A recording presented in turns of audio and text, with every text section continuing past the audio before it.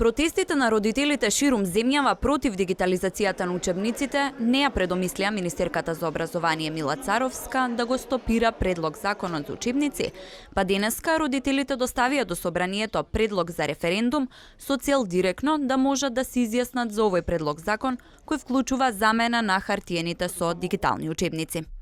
Очекуваме во рокот 3 дена по поднесувањето на предлогот за референдум, а во спротивно ќе сметаме дека предлогот е уреден и согласно уставот и законите ќе пристапиме кон собирање на 10.000 потписи за поддршка на иницијативата за распишување на референдумот. Доколку не добијат одговор од председателот на собранието во рокот 3 дена, ќе сметаа дека барањето е прифатено и ќе продолжат со собирање на 10.000 потписи за покренување на граѓанска иницијатива. За сега, од протестот во саботата во Скопје имаат собрано 600 потписи. Доставили барање за разговор на оваа тема и до владата, а доколку не добијат одговор, ќе продолжат со протестите.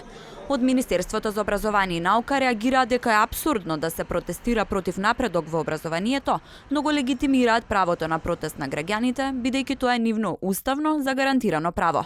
Децидни се дека дигитализацијата ќе се случи, почнувајќи од следната учебна година за учениците од 4-то одделение, а потоа етапно ќе се воведува и во погорните одделенија.